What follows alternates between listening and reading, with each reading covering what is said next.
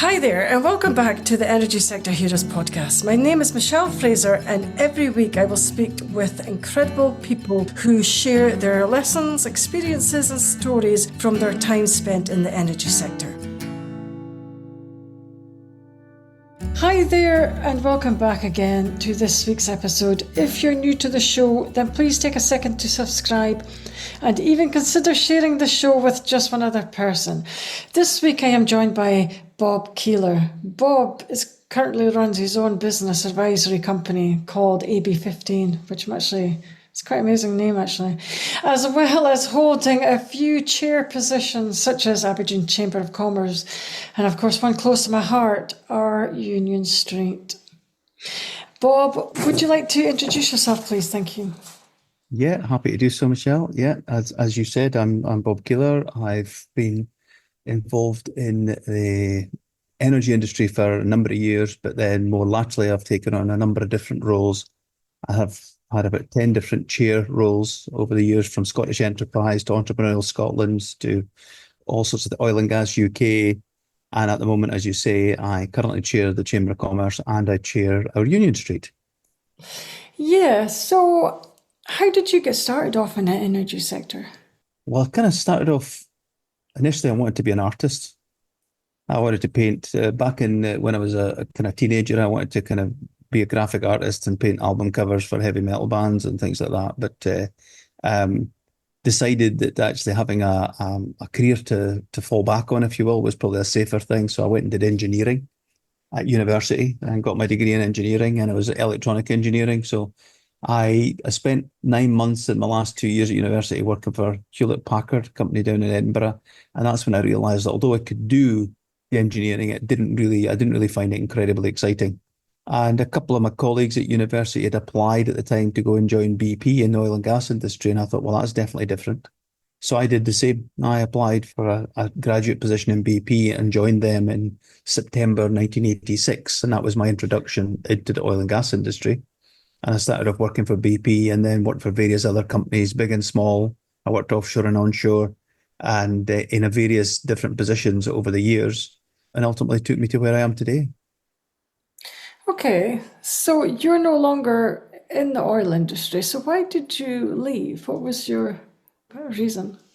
I'd done my piece, I guess, is that I'd spent lots of years in different roles. As I say, I'd led various companies. I'd done a management buyout to create new companies. I'd sold that business on to others. I then took over as chair of the combined businesses. And at the end of that time, I thought I want to do something different now. So I'm going to step down from that and I'm going to do something different. So what I do now, basically, is I help people one way or another, completely unpaid, by the way.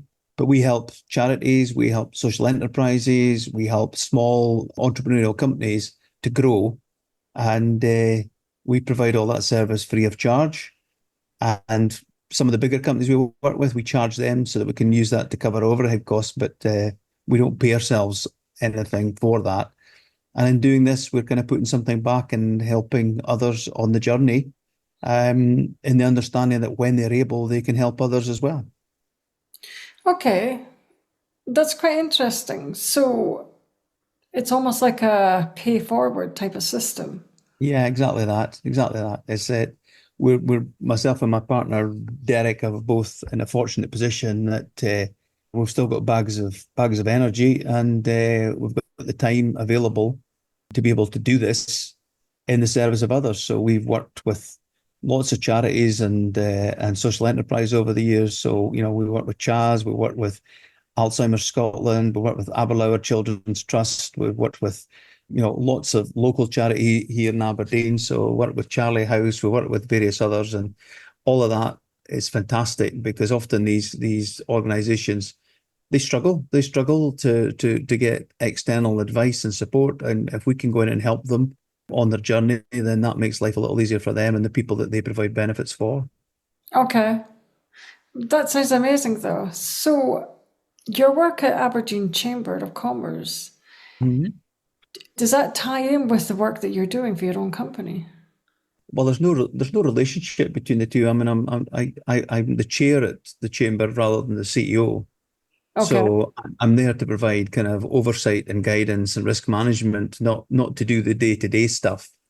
So I help to, I mean, I run the board meetings and I make sure that we do the right thing and help and encourage the CEO and their team to modernize the organization and try and make it more successful.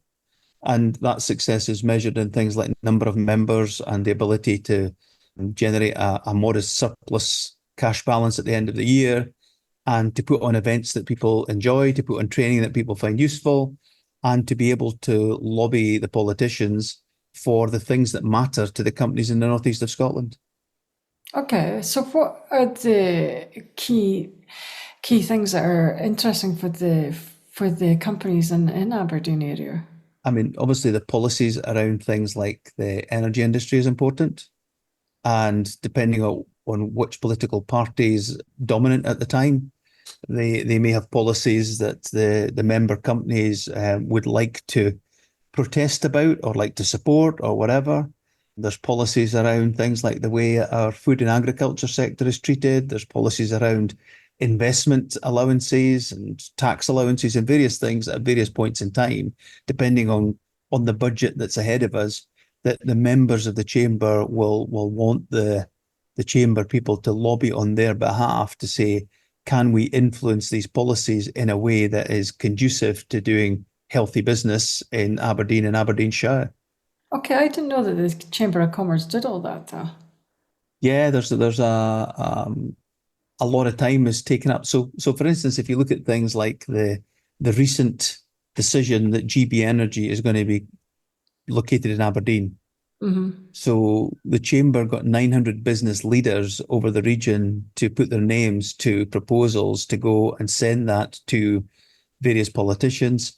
The CEO of the Chamber of Commerce spent time with the now Prime Minister, explaining why Aberdeen was really the best answer for this decision, etc. So spent a lot of time and energy and work trying to influence the politicians to choose Aberdeen as the centre for that. Now, it turns out that's what they've decided. How much influence did the kind of lobbying have from the chamber? I guess we'll never know, but ultimately it's come up with the outcome that was wanted. So we have to say it was probably worth doing. Yeah. Okay. So what else does the Chamber do then? Okay. So the chamber's got something like about 1,200 members Okay. or more than that. And these are companies, generally speaking, not so much the sole traders and the very small companies. So the medium size, the kind of bigger companies and the very big companies are all members of the chamber. And for that, the chamber puts on a series of events. So the Davina McCall, we had Stephen Bartlett, we've had various others in Aberdeen over the last year or so, all delivered by the chamber. We've got Louis Theroux coming up in the near future as well. We've had various breakfast meetings, etc. We put on training events, we put on business related events, and we run the Northern Star Business Awards program. So in April next year, we'll probably have about 800 people out at TECA celebrating the successes of local businesses that win an award and have a big night out and then can use that for their publicity, etc. We also help with people that are exporting goods by helping them to basically complete all the paperwork and permissions they need to do. So provide a service there as well. And then we provide training support on leadership and on basic kind of business skills, again, to the people that think that's a good thing to do and good value for money. So these are the kind of the other services that provide over and above the lobbying. Okay. That's amazing. Very interesting. So, what has been your most challenging aspect during your career that you found? There's no single answer to that because it depends on the context. At any given point in time, I've found difficulties, made mistakes, struggled with different things. So there's no single thing that I can say that was the big problem, because it is completely dependent on the context of what was happening at the time. So during the financial crisis, for instance, I had a business where the investors wanted me to sell the business and I didn't want to sell the business. So that at the time was a big problem. Before that, I was running a business that I wanted to buy from the company that owned it, and they didn't want to sell it. So that was the big problem at that time. And then later on, when I sold the business, I had to merge two businesses together. And therefore, the big problem was, how do I merge two teams together that were effectively in opposition to each other before we did the merger and make it all feel as though it's a harmonious combination? But how do you do that? Because that must be really difficult. Yeah, it's not easy. But so in that one specifically, I had 9,000 people from one organization and 14,000 from the other. We pulled them together, and so we split it up into different layers, and those layers became different work streams. So we looked at things like processes, systems, terms and conditions, benefits for individuals, job titles, all sorts of things. And those were the kind of nuts and bolts that we had to look at. But more importantly, it was about culture, about getting people thinking the same way. So we kind of went into that in a bit of depth and then worked out that we needed to communicate all the time with all these people to get them to come on side so that ultimately we all felt as though we were one coherent team. Okay. Yeah. But wasn't that challenging to do though? Because I've worked with contractors who are were normally competitors on the same project, and it can be really hard.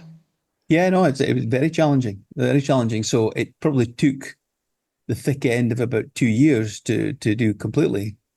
And at the same time, we were acquiring other businesses, smaller businesses, and adding them to the mix. So there was a few other challenges that we were facing there as well as trying to keep the business running, keep the existing customer base happy, win new contracts to replace those that had expired. So business kept going during that time. But yeah, it was a challenge to start with because people were being asked to kind of commit to a new future in a new company. And previously, they didn't know that there was going to be a change taking place. And when the change was taking place, they didn't get a say in that at all. But ultimately, once we'd spent time talking things through with people and putting new things in place and showing people that we weren't going to take advantage of that situation, and we weren't going to be biased one way or the other, then people got behind it, and it kind of worked its way through, and ultimately came through as a strong and stable organization. Yeah, but it still could be difficult to do. I would have thought so. So, Yeah, hugely difficult, Michelle, hugely difficult, and that's why most mergers, if you listen to the experts in this, will tell you that 80% of mergers actually erode value rather than add value for the organizations being merged together. So they actually end up on paper, they look like a great idea, but in practice, they end up losing the organization value. So you put one and one together, and instead of coming up with three, you come up with 1.5. oh Uh, well. and yet, up front before that, everybody's convinced that their merger is going to be successful. I think that the areas that people miss out are more to do with the people and the culture than they are to do with the processes and systems. Nuts and bolts are it's tough to do, but you can do it. But the culture and the people side, that's where the tough bit is, and that takes a lot of time and effort. Yeah, I would agree as well. I would agree. I think culture. I think a lot of CEOs need to put a lot more emphasis on their company culture. I would think so now. Yes. So, what has been the most enjoyable thing that you've enjoyed in your career? Okay, so helping others that otherwise wouldn't get the help has been really fascinating. So in 2009, for instance, it's the 13th of November 2009, there was a television program on at 6 o'clock at night on Scottish television. And on both ITV and BBC, they were both showing the same subject. And that was when the Aberdeen Workshop for the Blind and Disabled closed its doors after 160 years. And everybody was paid off. And everybody was crying on the television. And everybody was saying how it was terrible and how it was no longer financially viable. And in the following week, I heard lots of people saying somebody needs to do something about this.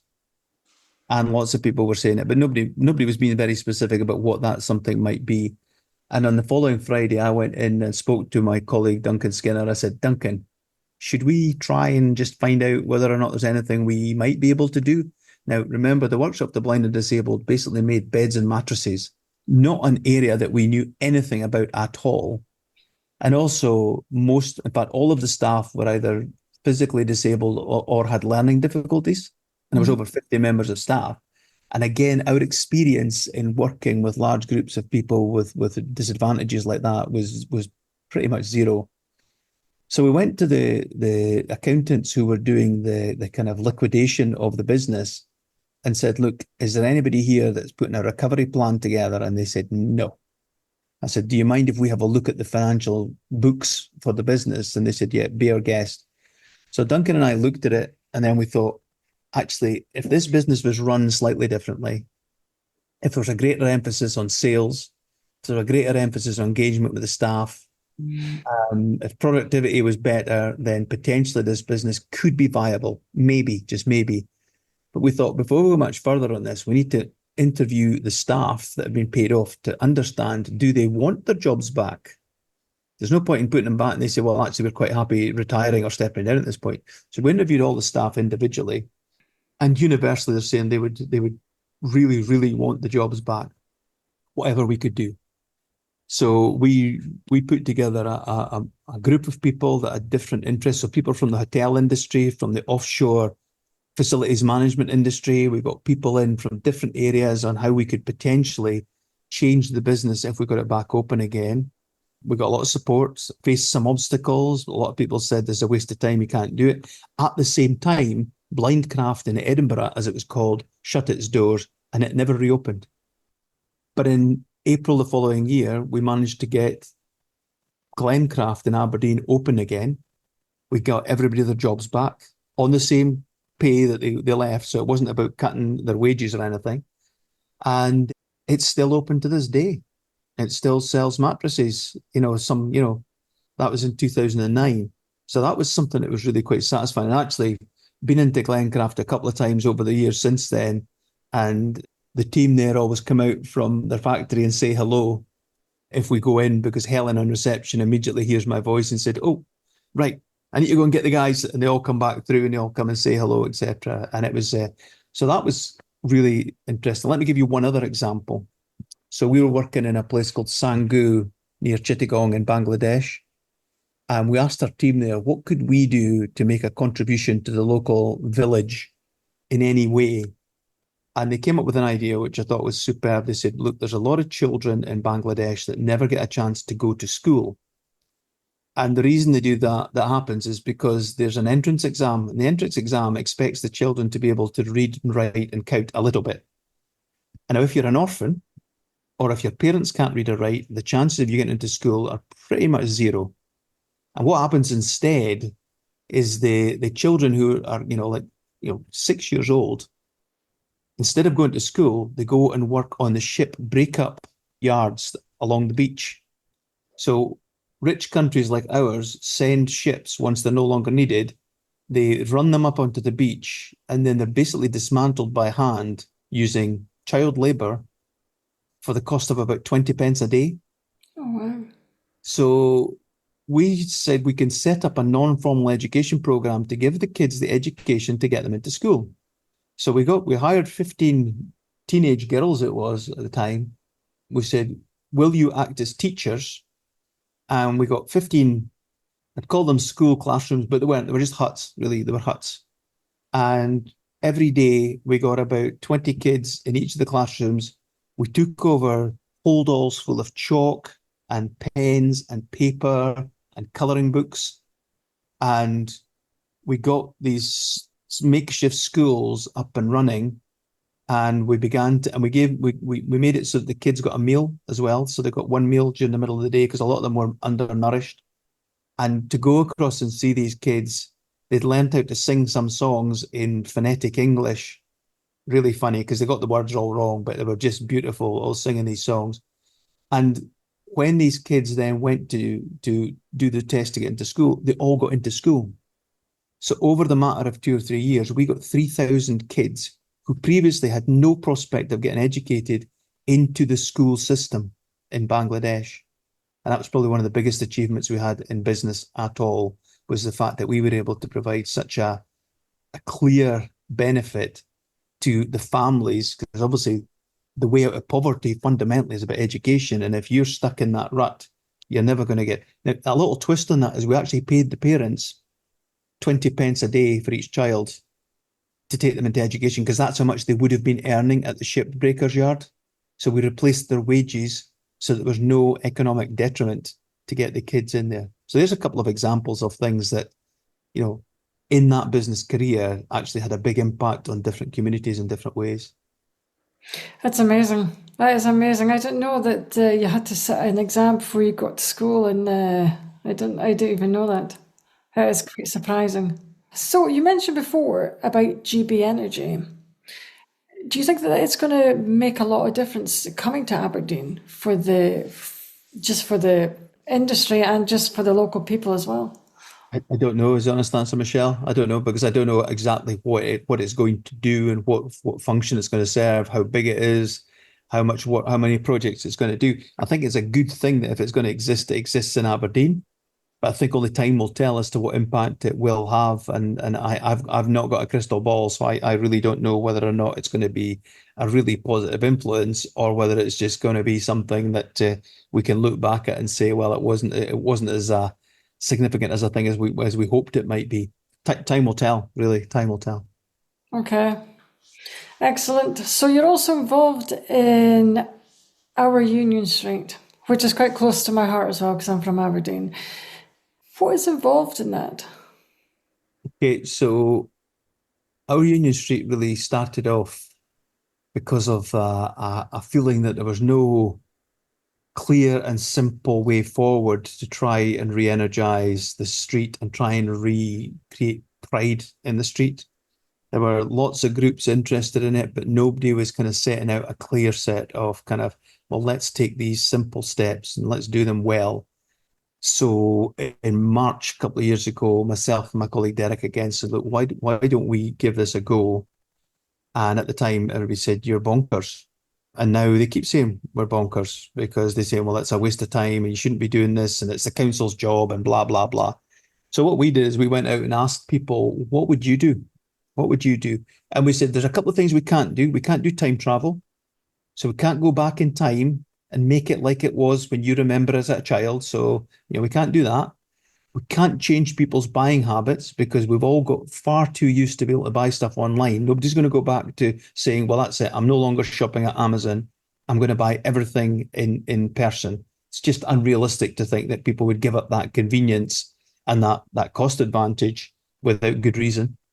Yeah, and we don't have millions of pounds worth of money that we can just throw at problems. So with those three limitations in mind, what would you think we should do? So they came back, we got over 10,000 suggestions. So it took us a wee while to go through them all and to work out, ideally we would have liked to find 2 or 3 priorities, but it was more complex than that. So we ended up with 17 different areas that we thought we need to dive deeper into these.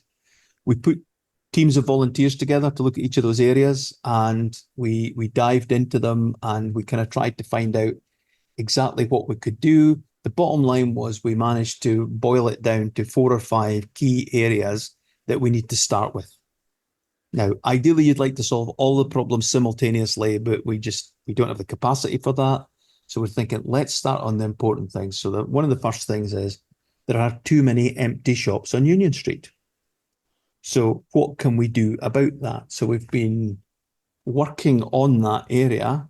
We've developed a new website where all the shops are presented for the first time. We've presented all the prices for the first time, all the allowances that are available.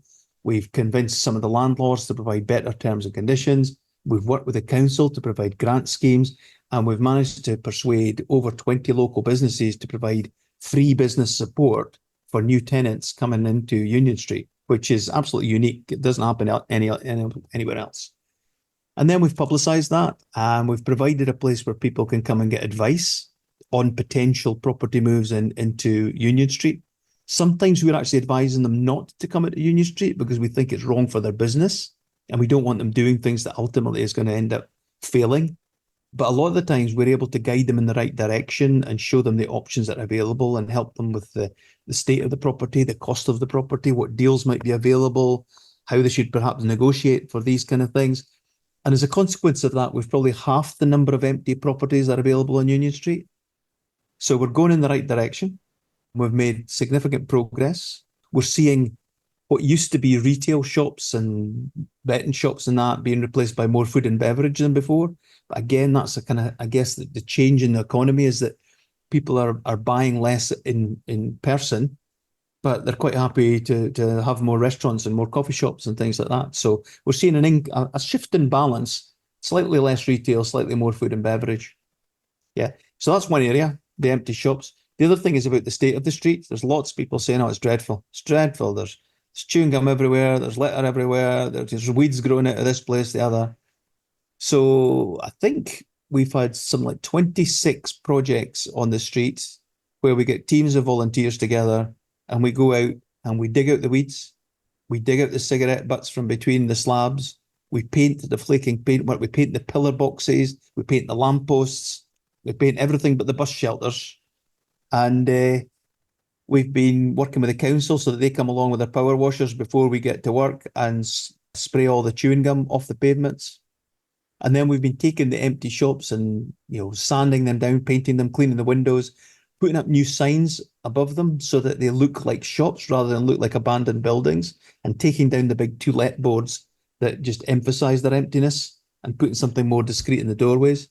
So we've been doing all of this to make the street look and feel better, and we're working on other projects there to get more flowers and plants and that into the city centre as well. So we're kind of working on various areas there. And then I guess the third area that we're looking at is that what attracts people into the city centre.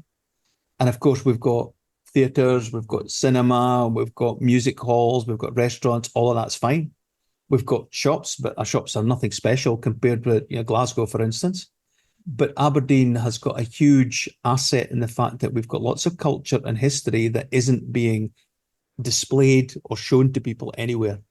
So we're keen to actually tap into that to provide many more attractions that would bring people into the city centre so they can spend time actually being educated, entertained, engaged, whether it's about the history of things that were invented here in Aberdeen, or witchcraft, or body snatching, or ghosts, or whatever it happens to be.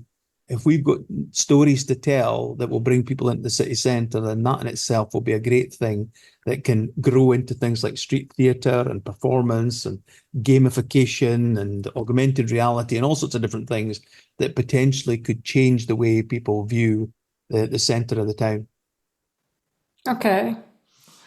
But it has been a success so far, because even there is a lot of building works going on in Union Street just now. Yeah, no, we've got some investment. We've got some investment of people investing in properties.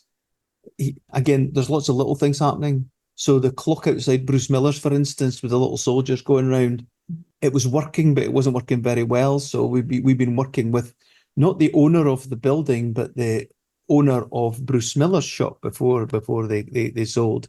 So one of the Miller family has been helping us there, that we've managed to help him secure funding from the public purse, along with private funding from his family, to get that clock taken away and refurbished. And hopefully in about another 4 or 5 weeks' time, that clock will be back in place and working fine, as the shop itself is undergoing refurbishment to turn it into a new use for the shop. It's been sitting empty for over 14 years, and by the end of this year it will be full and in play. So it's these little victories, one unit at a time, that we're beginning to kind of take back the whole perception of the street. It is, and it is quite amazing. It's quite amazing to hear that Bruce Miller's is going to be opening soon in one way or another. Because I remember it's a young girl. Yeah, that is quite a big achievement. I would think so. So, what advice would you have to anybody starting out in their career, if they were wanting to go into business development or wanting to go into the energy sector or something? It's quite a broad question, Michelle. So I go on. We've been speaking to groups of youngsters at one of the companies we work with, and we're saying, look, actually, don't get hung up if you don't know where you're going. Don't get hung up, because lots of people spend their whole career without really knowing what it is they want to do. But be a good team player and be a good person to have on other people's teams, so that you can get involved in things that give you the chance to experience different opportunities, so that you can begin to work out the things you like and things you don't like. Be willing to put yourself forward for things, even if you're not sure what you're doing, so that you get the opportunity to learn more and to try new skills and to fail sometimes and learn from that failure. But if you never do that, if you always sit and wait for somebody to hand it to you on a plate, it might never happen. Whereas if you push yourself forward, there's a chance that, you might not get it on the first attempt, but on the second or third attempt, somebody might say, come on, let's give it a go. Let's try these things out. And recognize that it's unlikely you're going to spend your whole career in one organization. That's much less likely now than it was, a couple of generations ago. So accept that you're gonna go through change. Some of that change will be self-induced, some of it will be imposed externally. And being able to deal with change and being able to see change as a positive opportunity rather than as a negative threat is a huge advantage in terms of thinking about your career, because it always puts you on this place to say, well, how can we make the most out of this opportunity? Yeah, I agree. I think it's valuable advice as well. But do you really think that gone are the days that you will spend your entire career in one company? Because that used to be what used to happen years ago, or even decades ago. It's much less prevalent now. And actually, when you look at it, there are very few companies that last for decades and decades nowadays that you could join. But the idea in the past that potentially, if you join a bank, for instance, you'll be with the bank for life. Now, I mean, of course, the mergers between the banks, the cost cutting in the banks, all that kind of stuff have shown that that's not a valid proposition, really. Because although at the time, when people were joining the kind of the Royal Bank of Scotland, they might have thought we're there forever. And of course, the Royal Bank of Scotland faced its own nightmare scenario when it effectively had to be sold to others, as did the Bank of Scotland. So these have all changed. It's the same with financial services. It's the same with, manufacturing. Some people would have joined big factories in Aberdeen thinking, well, that's the future. And then they realize these factories are no longer there anymore. So yeah, change is more of the norm, I think, than ever. And I think, the data would back up now that people are much less likely to spend their whole career in one organization than they were before. I agree. I do agree. Okay, I'm going to maybe ask you one final question. If you were to turn back time, what advice would you give to your younger self? It's a good question. I don't know is the honest answer to that. And I could come up with a glib answer about, being confident in the future, etc. But I don't really know. It's a hypothetical question, so I could make up anything really. But no, I've not got a snappy answer to that, because ultimately I've ended up in a place where I'm reasonably happy with where I've come to. I'm not feeling somehow I've missed an opportunity. I'm not feeling that I didn't work hard enough. I'm not feeling that I didn't take the chances that were presented to me. So I'm here in a place thinking I'm pretty content that I wouldn't go back and say to myself, stick to the painting of heavy metal albums, because that was before the days of the CDs. So when CDs came out in the early 80s, the whole idea of album artwork kind of got destroyed for a while. So I certainly wouldn't have given myself advice in that way. But yeah, no, I've not got a snappy answer for that. Sorry. So you're happy where you are and where you've ended up? Well, it's the only one I've had, so I'm not going to sit here and be regretful of it, because I took opportunities when I saw them. I don't regret not doing that. Lots of smaller decisions you regret along the way. Had I not taken the move into the energy industry, then that wouldn't have happened. Had I not taken the opportunity to buy and sell businesses when I could, then things wouldn't have happened the way they are. But as it turns out, since 2015, I've been in the privileged position of being able to help other people without charging them for that help, which is a great position to be in. So I really shouldn't have any regrets about being here. No, I agree as well. Okay, that is all the questions I have for today. I would like to thank Bob for your time. That brings us to the end of another episode. Thanks for listening, and see you next week. Thanks, Michelle.